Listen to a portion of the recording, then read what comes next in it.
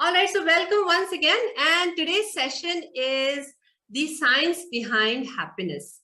And, happiness is very, we think that it is only of the mind, right? But happiness is something that when we are happy, it has an impact on our health. It impacts us physically. And 1 second. When we are happy, it impacts our health positively. And also remember that when we are healthy, it makes us happier. Have you ever seen anyone who has lots of pains and aches in the body? They're constantly going to the doctor and yet very, very happy. Have you seen anybody like that? Yeah. So we may have seen, there are people who have lots of pains, but yet, they have embraced happiness. They have accepted the pain and embraced happiness. But more often than not, usually people who have pain, who have health issues are also very, very irritable. Now, the beauty of this entire thing is that our mind, our body, are very, very connected, and they are connected with the hardware, which is the brain. And we discussed a lot of that last week in the while we were discussing the FTBA technique. This is a continuation of that. Okay, so our mind and our body, they are connected with the hardwire called brain. Mind takes the signals and transmits it over to the body through the working of the brain, and the body does the same, picks up the signals from the environment and then through the brain transmits it over to our mind, and it can change the state of our mind as well. So you understand the importance of the hardware that is sitting in between our mind and our body. So let's understand that a little bit more. Okay, let me share my screen.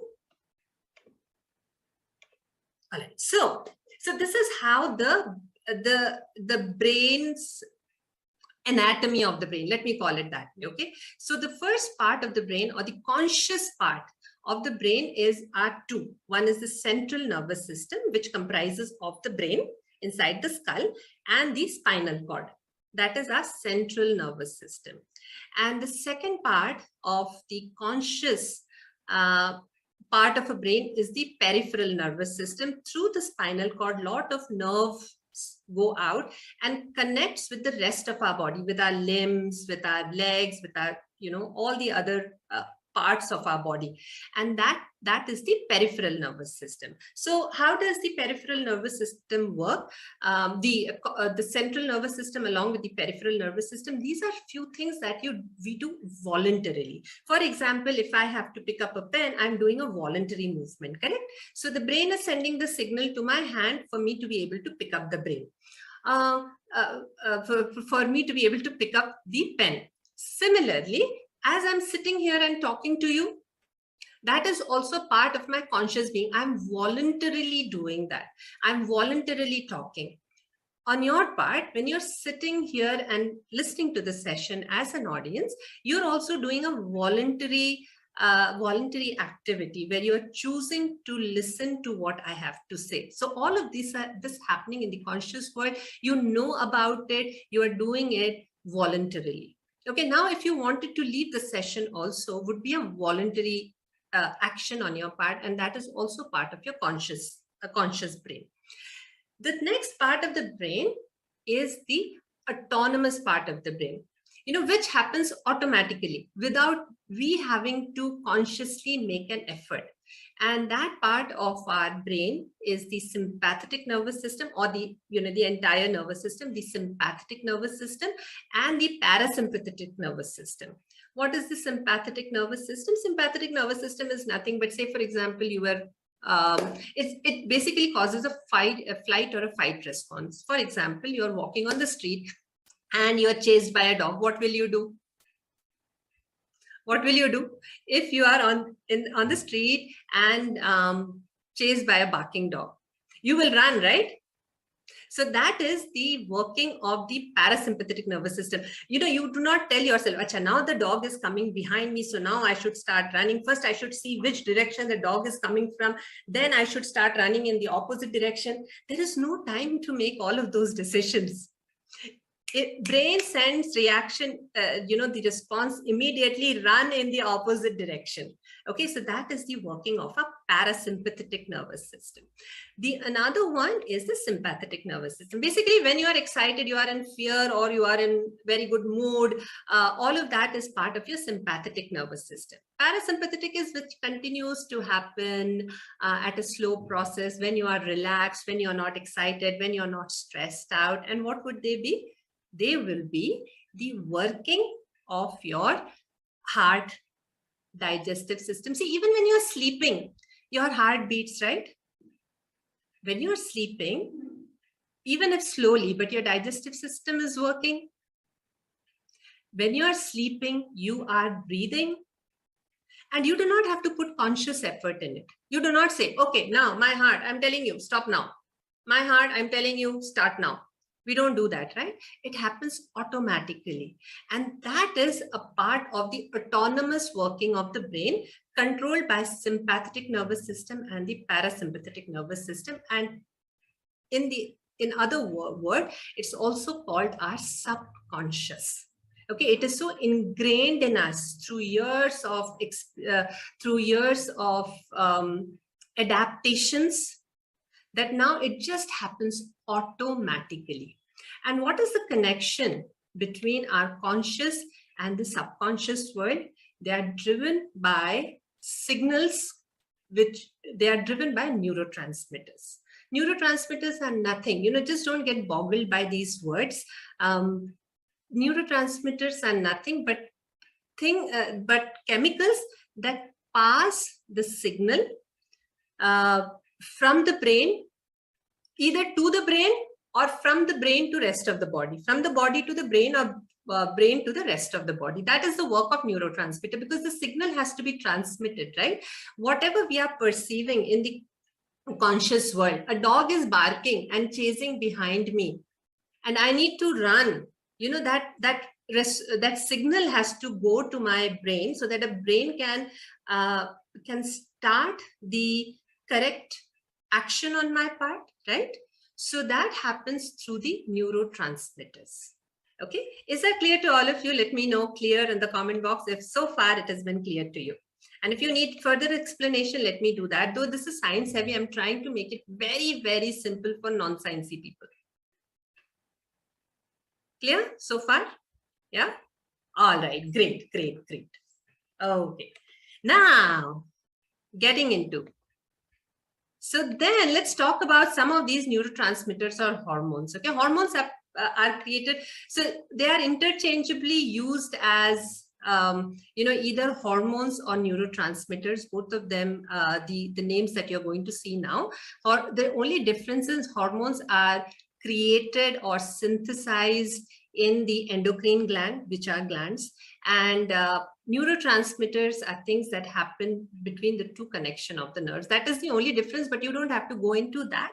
All you need to know is these are hormones and neurotransmitters are chemicals that pass on the signal. Unka kaam hi hai to take information from one and transmit it over to the other. Okay, so the first one, and I'm only going to talk about the happy hormones and the neurotransmitters which are going to generate happiness in our body, because today's session is about happiness, right? We are going to understand the science behind happiness, and by learning that, what are we going to do? This knowledge is not enough. We will understand what kind of actions can we take such that we become happier in life. Okay, so that is the goal of today's session.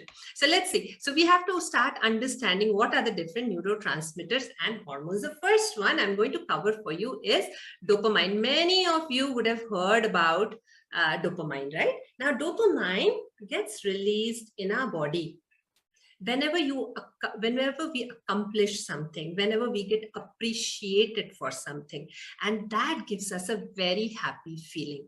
Now, if you see people who do not get appreciated for their work, people who are not accomplishing anything in life, they have dissatisfaction in their life. Have you noticed that? They feel that I do not have a purpose. I don't know where I'm going. So getting appreciated makes us feel good. Have you noticed yourself when you, when you have shed like 10 kgs, 20 kgs of weight and you look good in clothes and people start appreciating you? How do you feel? Do you feel good? Yeah. Yes. So that is when we feel appreciated, uh, not just for looking good, but also when we accomplish something and people congratulate us. For example, our Hall of Fame members, when they achieved the Hall of Fame and we appreciated them, they felt good, right? And that is about accomplishment. When we get appreciated, when we accomplish something, dopamine releases and dopamine makes us happy. It is also one of the happy hormones in our body. Okay, now, so what can we do to have more and more dopamine? What action should we take?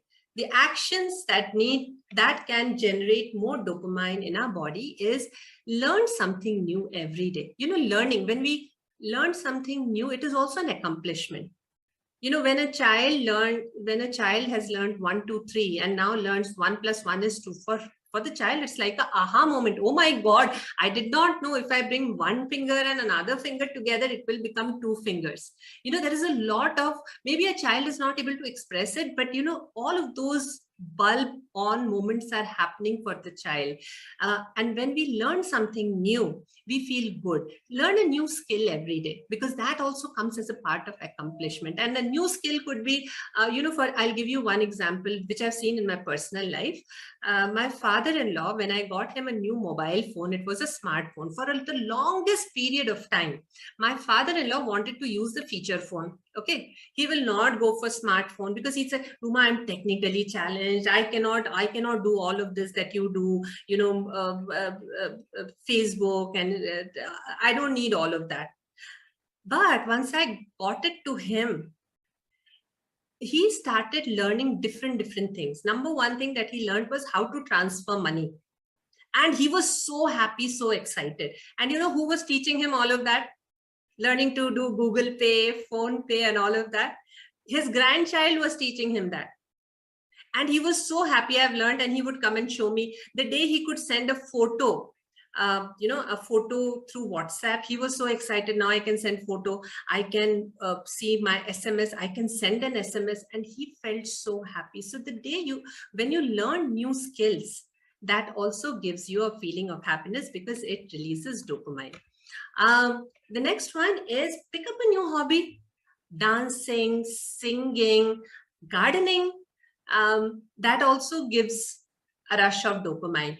And do well at your work. Whenever we get recognized at our workplace for our accomplishments, we get promoted at workplace, or if you're not working, you are an entrepreneur, business person, you're doing well in your business, more people are appreciating you, there is a dopamine rush. So do all of this every day. Look for ways in which you can accomplish something so you get appreciated and you will have higher dopamine in your body. The next one is, now everybody who understood dopamine, clearly write dopamine in the comment box, please. If you understood the work of dopamine, write dopamine in the comment box. And if you did not understand, I will explain again. All right, great, excellent. Okay, next is endorphins. What are endorphins? Endorphins are natural pain relievers which get generated in response to stress like exercise. And the stress can be a positive stress also. Say, for example, at your workplace or at your business, there was a challenge that you had to overcome. There was a customer issue that you had to overcome, and you put in a lot of hard work, extra effort, and you could overcome that challenge. Many people from the IT industry will understand what I'm talking about. Even the doctors will understand that, because you have a patient right in front of you with a lot of problems, and you were able to solve the patient's problem. That is when it causes the rush of endorphin as well, because that stress that you went through in order to overcome a certain problem, it gives a rush of happy hormones called endorphins. And let me tell you, even exercising gives rise to endorphins. How many of you will endorse that once you did the exercise, you started feeling good? I want to see some show of hands, please. Let me see. Yes. I'm seeing. Yeah. I'm seeing Anvesha, Caroline, Rinku, Nirmala, Rama Devi. At least, yes, all of you have done the exercise, and you can, you'll vouch for that feeling, right? So endorphins get released because of and exercise, as it rightly says, is a kind of stress, but a good kind of stress. We need all the time. It need not be happily sitting on the sofa watching TV. Sometimes there has to be stress in life, and these are the good kinds of stress. And what can we do? And what can we do in order to release more and more endorphins in our body? Exercise, laugh a lot, read comics which make you laugh. So even laughter has been said to generate a lot of endorphins. Have you seen people participate in laughter club?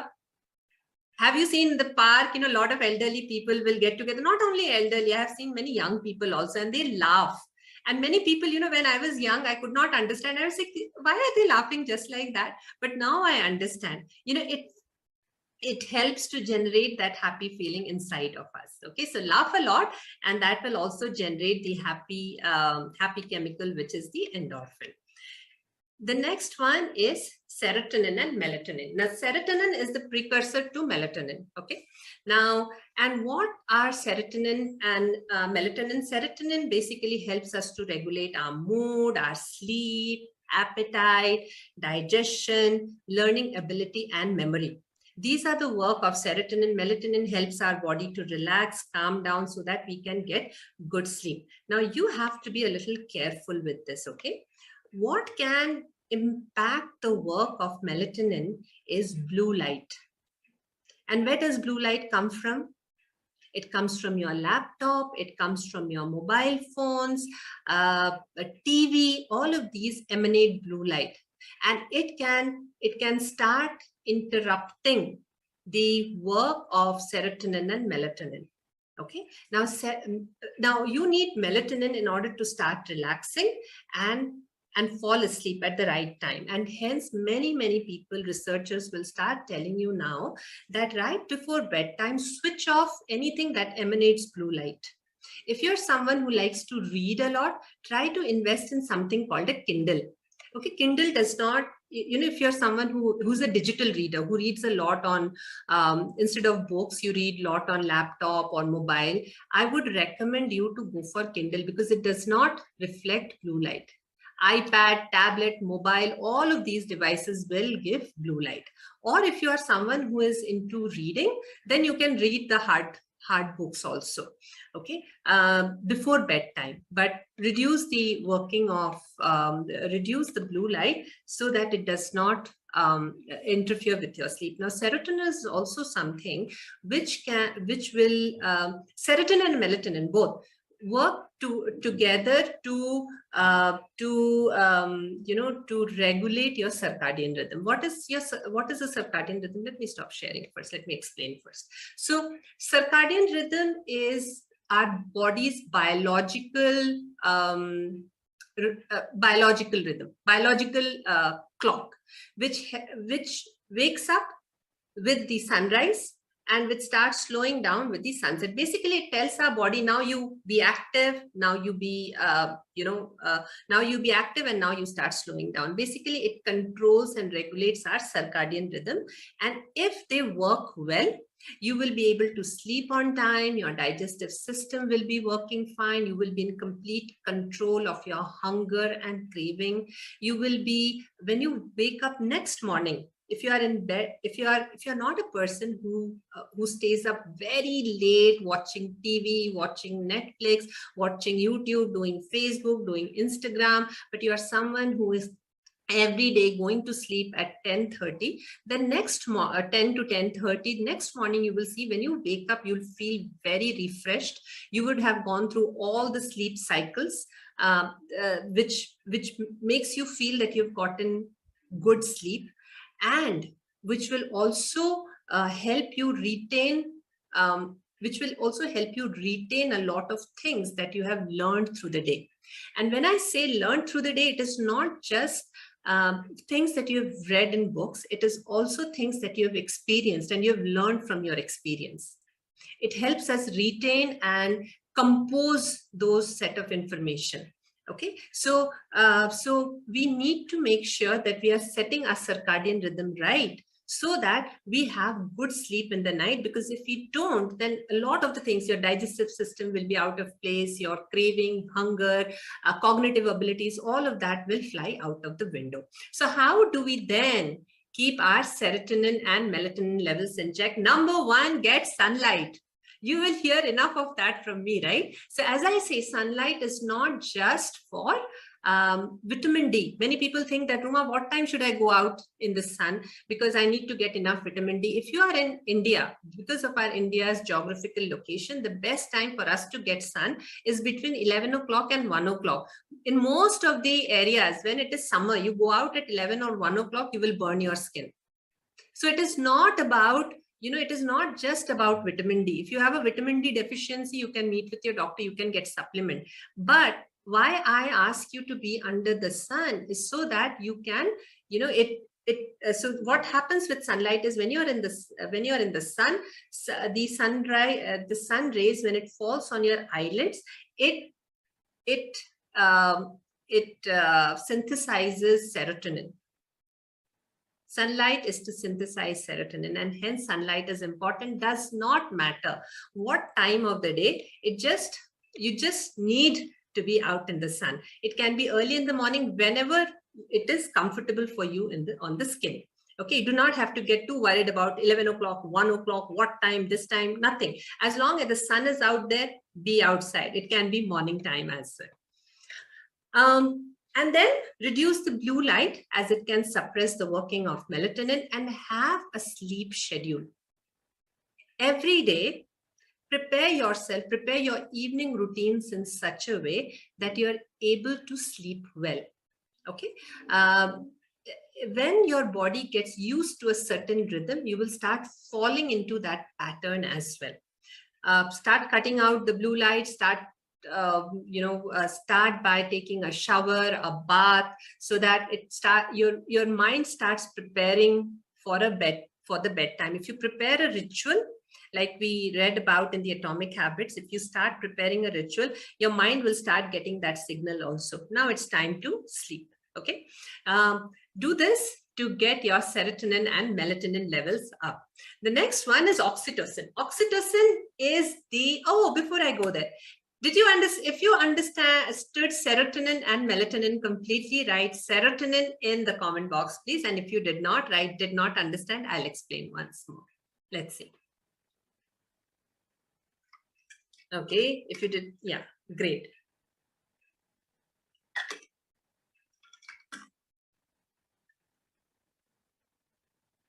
Wonderful. So the next one is oxytocin.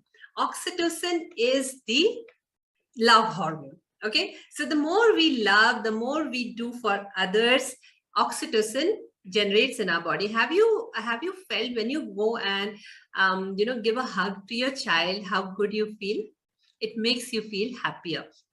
So in order to get that happy hormone, more of that happy hormone, the actions we must take is hug your family. It can be anyone. It can be your father, it can be your father-in-law, it can be your mother, mother-in-law, children, husband, whoever that be. Jadoo ki jhappi always works. Give in charity. Okay, that is also one way of showing love. And you have seen, usually people who do a lot of social work, they have a different level of happiness altogether. Not only have they made it a purpose, but because they are doing a lot of charity work, lot of good work, social work, they feel happier inside. Spend time with your family every day, and develop happy relationships. Develop friends, family members, extended family members whose presence in your life brings happiness in your life. And when you start loving more, you will have more oxytocin in your body. So these are your actions for increasing oxytocin level. And the last one, okay?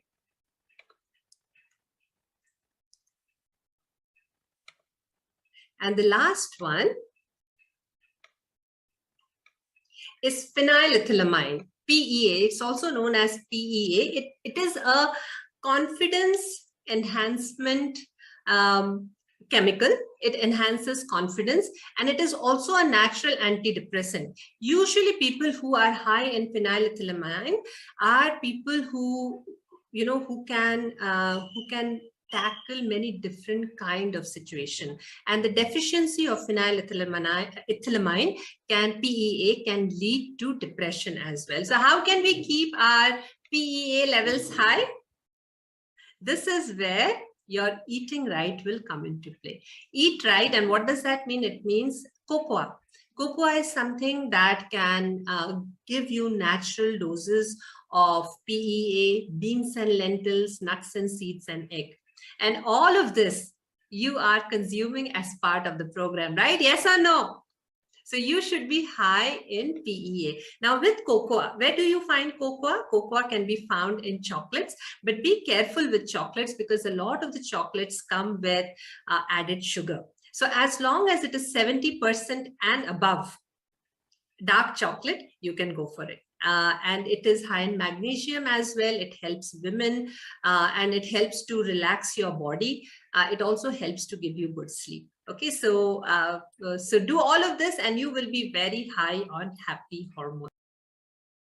I hope you found this session valuable. And if you would like to work with us on your health and fitness goals, please fill up the form below and somebody from our team will reach out to you very soon.